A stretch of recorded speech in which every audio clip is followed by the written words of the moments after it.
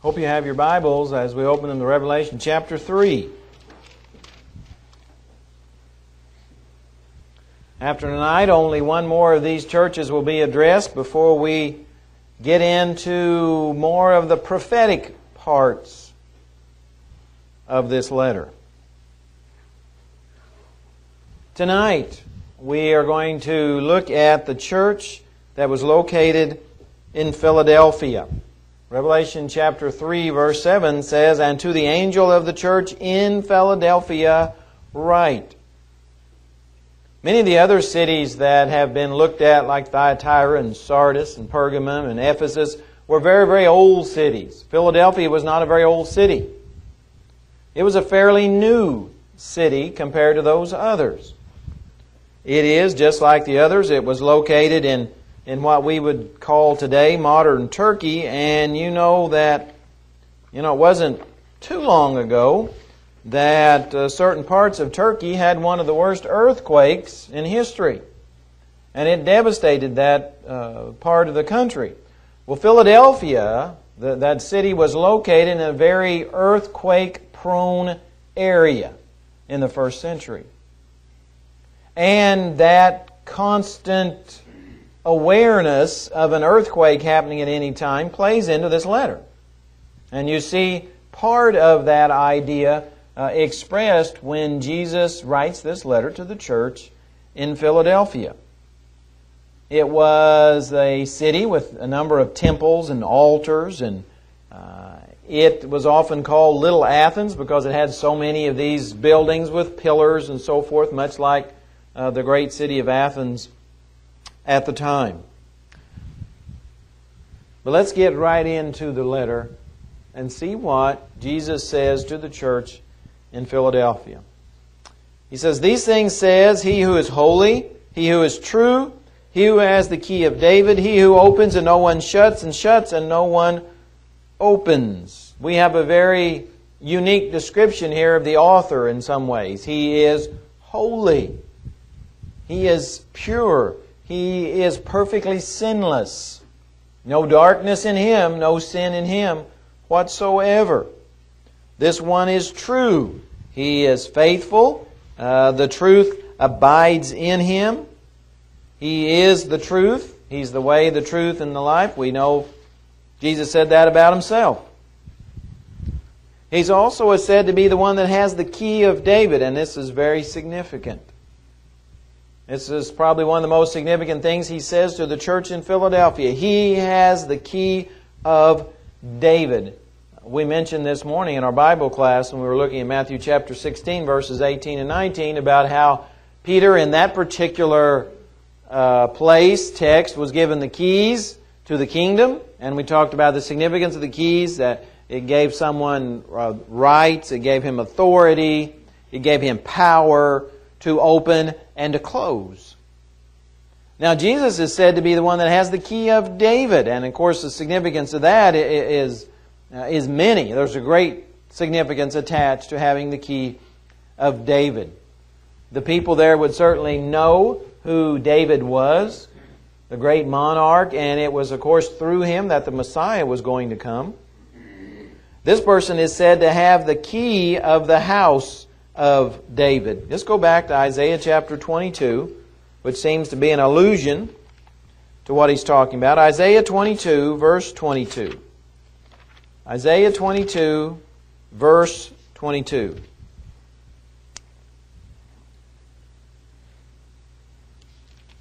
This particular section of Isaiah is a clear prophecy about the coming of the Messiah.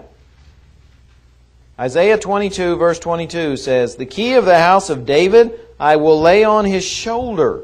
So He shall open and no one shall shut, and He shall shut and no one shall open. I will fasten Him as a peg in a secure place, and He will become a glorious throne to His Father's house." Again, it's a prophecy about the coming of the Messiah. Now, Jesus applies it to Himself. If you're still in Isaiah, go back a few pages to Isaiah chapter 9 and notice verses 6 and 7. Isaiah chapter 9, verses 6 and 7. You'll recognize these verses. It says, "And for unto us a child is born, unto us a son is given, and the government will be upon his shoulder. And his name will be called Wonderful, Counselor, Mighty God, Everlasting Father, Prince of Peace. Of the increase of his government and peace there will be no end, upon the throne of David and over his kingdom, to order it and establish it with judgment and justice from that time forward, even forever. The zeal of the Lord of hosts will perform this." Again, a prophecy about the Messiah. What would the Messiah have? There would be no end to his kingdom. He would be upon the throne of David and over his kingdom, and he would order it and establish it with judgment and justice. And of course, the idea being not that he was going to establish a physical throne in Jerusalem and reign over a physical kingdom, but that the Messiah would be the king over a spiritual kingdom. And the Messiah was a direct descendant of David. And so Jesus was given the key of David. He was given the authority and the rights, the power to rule over this particular kingdom. And with that power, it says he was given the power to open and no one could shut it. He was given the power to shut and no one could open it. Again, we seem to be looking at the same type of idea that is presented in Matthew chapter 16. Keys meaning it is open to some people, but when it's open to some people, that means it's closed to others. There are some who are included, there are some who are excluded. And the only person that has the right to do that is Jesus. Jesus then delegated that right to the apostles on the day of Pentecost. Those apostles did not have the power to choose in and of themselves who would be able to enter the kingdom and who would not. That was given from God Himself. They were simply allowed to tell people how they could enter the kingdom. And again, that was a divine right. A divine right. It's Jesus' kingdom. He could decide who's in it. He can decide who's not. So He opens and no one can shut. He shuts and no one can open. Man or no group of men ever have had the right to change the right or the way to get into that kingdom. Nobody has that. So He says He's the one that opens and no one shuts, and shuts and no one opens. As is often the case, He says, "I know your works. See, I have set before you an open door, and no one can shut it." Same idea. "For you have a little strength, have kept my word, and have not denied my name." Apparently the church in Philadelphia was not very strong in numbers. Didn't have a lot of maybe powerful people in the congregation. But Jesus knew all about them, knew everything they were doing, knew they were faithful, knew they were doing what they needed to do. And so He says, "I have set before you an open door. I have given you some great opportunities. And I'm giving you some great opportunities."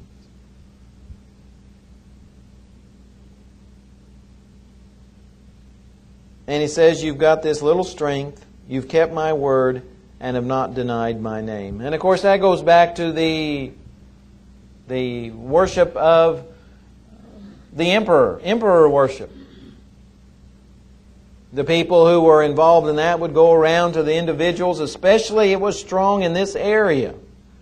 And they would try and force people to deny that they were a Christian, and they would try and force people to bow down to the emperor. So Jesus here is commending them for the fact that they have not done that. They have not denied His name. They've not bowed down to the emperor, but they were following just exactly what God wanted them to do. And so all the possible opportunities, the doors and so forth that had been opened for them, no one could shut but themselves. They could shut it. And I think there's a great lesson for us today about opportunities. You know, some opportunities are once in a lifetime, aren't they? They are. They're once in a lifetime opportunities. We don't like to think about having one chance to talk to someone about their salvation. But sometimes that's the case. Sometimes it is a one-time deal and we never have that opportunity again. And it's lost forever. Now that doesn't mean someone else may be able to take advantage of that down the road. But it may mean for us that we have one opportunity. And if we don't take advantage of it, it's lost to us forever. I think that's a lesson we need to take home from this great letter. So he says, I know who you are. I know what you're doing. I know you're faithful. And it's because they were faithful that these opportunities were there. The doors were open. Regardless of where the doors went and to whom they were open, they were given by God, and it was because they were faithful. God does not use the unfaithful people in His service like that. It's because they were faithful that He used them, not the other way around. It was because they were faithful, and so God was using them. Even though they had little strength, God was using that strength. He was using what strength they had to advance that kingdom in a very difficult place. So Jesus says, this is what I'm going to do. Indeed, I will make those of the synagogue of Satan, and this is at least the third time He's mentioned that, in this area. Different congregations had synagogues of Satan living in that area. Who were they? They say they are Jews, but they're not. They weren't spiritual Israel. Yes, they were Jewish people, but what did these Jewish people do? They denied that Jesus was the Messiah, just like Jewish people today do. That hasn't changed in 1900 years. Jewish people back then were denying that Jesus was the Messiah, and they still do. So he says they claim they are Jews, but they're not. They lie. Indeed, I will make them come and worship before your feet, and to know that I have loved you. You know, this is an area where premillennialists make a huge mistake today. They raise up the Jewish people as being God's special people. God condemns them in the Bible. He doesn't raise them up in a special way showing favor. He condemns them just like Jesus is here. Jesus is condemning them because they didn't believe in the Messiah. And yet those countless millions of people who believe in premillennialism deny what Jesus says here. Just completely deny it. I choose to believe what the Bible says, not what is taught so commonly on TV and radio. Jesus calls them a synagogue of Satan, and He uses those terms intentionally. Synagogue, of course, was the place of worship, and of course the Jews were using that a great deal in the first century, and so He uses that expression, this Jewish place of gathering to worship, and He says that's really a synagogue of Satan, not of God. And why? It was because they were denying that Jesus was the Messiah, that Jesus wasn't the Son of God, that He wasn't the true one, that He wasn't the Holy One, that He didn't have the key of David. See, they denied, and they still do today, that Jesus has the key of David. They deny that. So God here calls them a synagogue of Satan, which is pretty strong language. And He says in that verse that I'm going to give you victory. He says, I'm going to make them come and worship before your feet. Doubtful if He's talking literally there. I guess He could be. But He did promise them victory over this synagogue of Satan.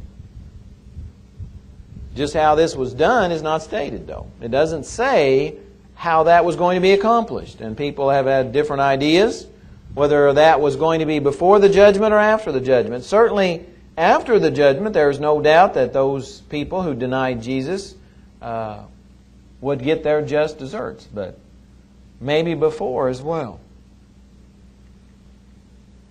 He says, you have kept my command to persevere. You have kept my command to persevere. They had shown Jesus, they had displayed the type of endurance and perseverance and steadfastness that Jesus showed during His life.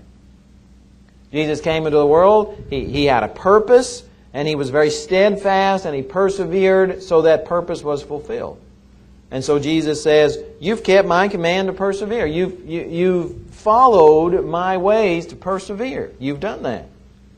So he says, because of that, I will keep you from the hour of trial. Well, which hour of trial? Well, it doesn't say, but certainly there were many types of trials that they were going to experience, and they were experiencing some right then.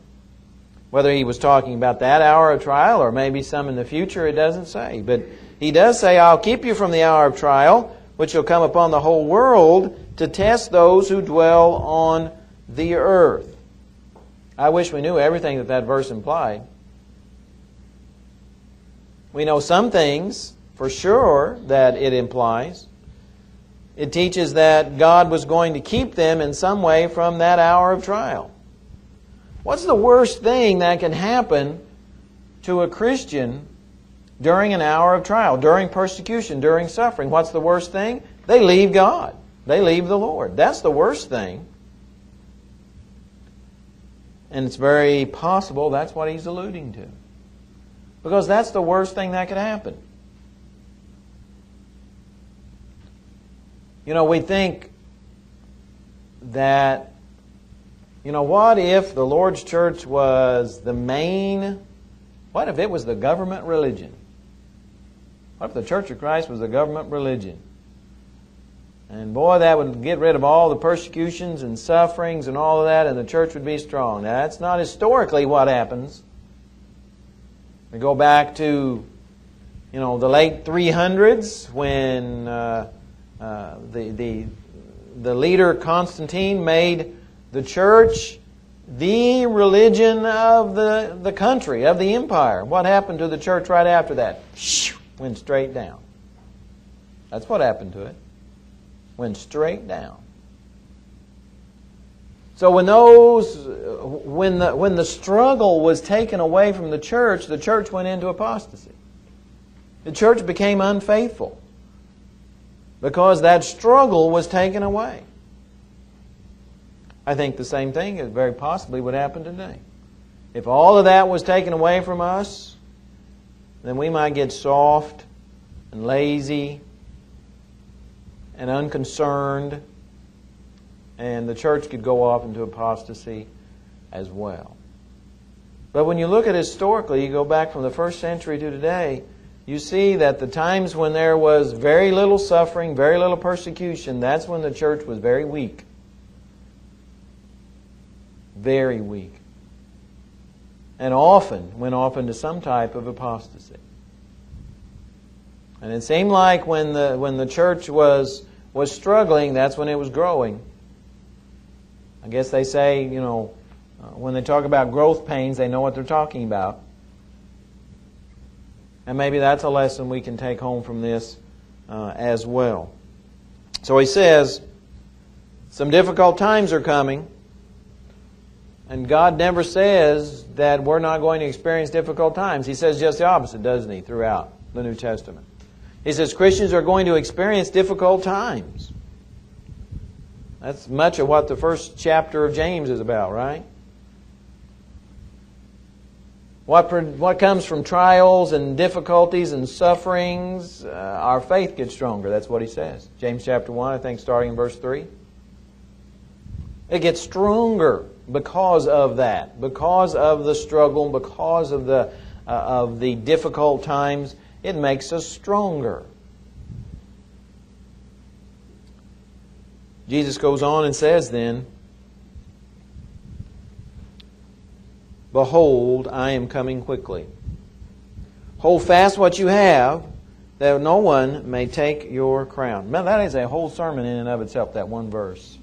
Just what a rich verse. First of all, Jesus says, I'm coming quickly. Couldn't possibly be alluding to Him coming back to the earth, because that was 1900 years ago. So how was Jesus going to come? Many of the times that Jesus talks about coming, even in Matthew chapter 24, that coming was in judgment upon people. Not coming the second time to destroy the world and divide the sheep from the goats, but coming in judgment.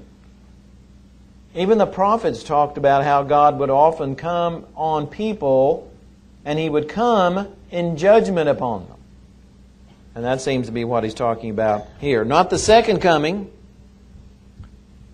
but he was going to come to help them, not personally, not physically, not literally come, but providentially he was going to help them. He was going to be with them, be by their side. So he's going to bring judgment upon the world, which he did, right? Which is much of, Revelation chapter 4 all the way through Revelation chapter 19.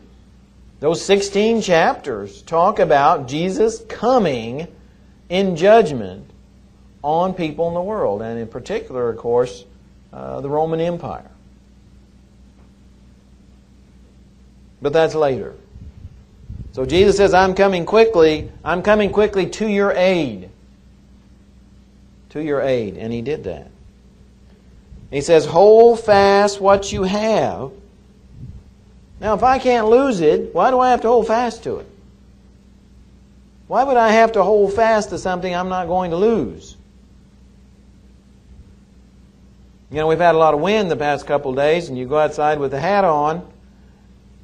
If there was no possibility of that hat being blown off, then why would you ever put your hand on it when you went out in the wind, or hold on to the bill, or whatever? If there was no possibility of the hat blowing off, why would you hold fast to it? Well, you wouldn't. It would be pointless. But Jesus says here, hold fast to what you have. What's He talking about?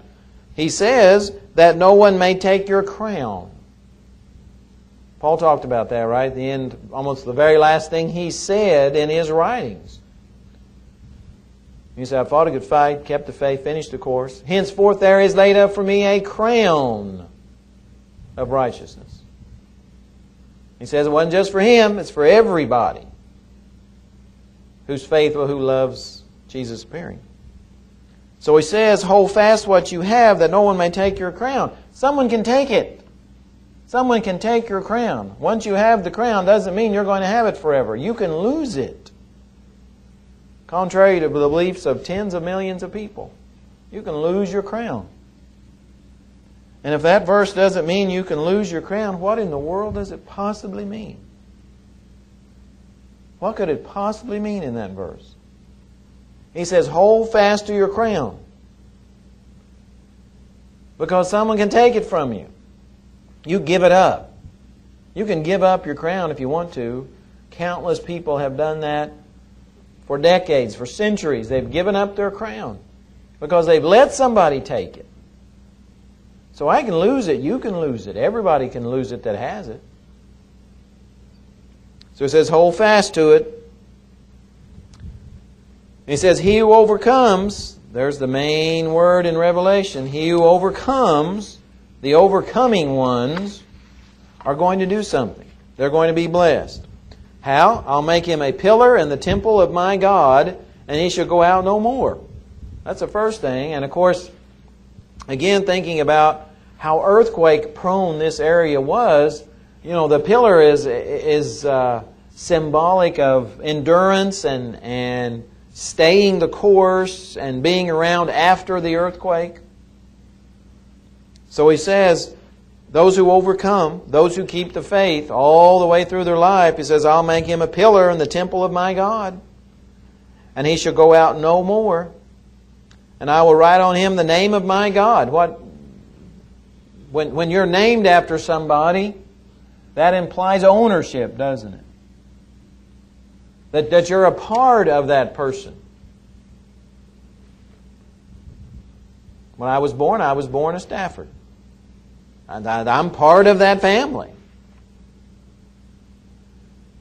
And he says, I'm going to write on him the name of my God. There's the idea of being a part of something, being a possession, ownership. God owns you. And the name of the city of my God. There's our citizenship, right? We're not citizens of this world anymore. We now are citizens, as we talked about this morning, Ephesians chapter 2. We are citizens of that new kingdom.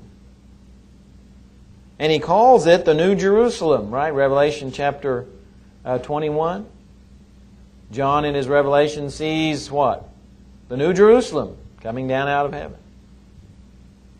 the new Jerusalem, which comes down out of heaven from my God, and I will write on him my new name.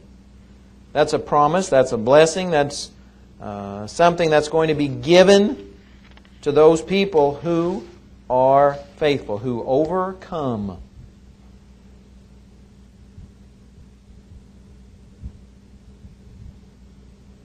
If there were no persecutions, if there were no sufferings, if there were no trials, what would there be to overcome?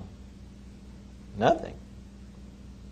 Overcome tells us that there is something we have to come over.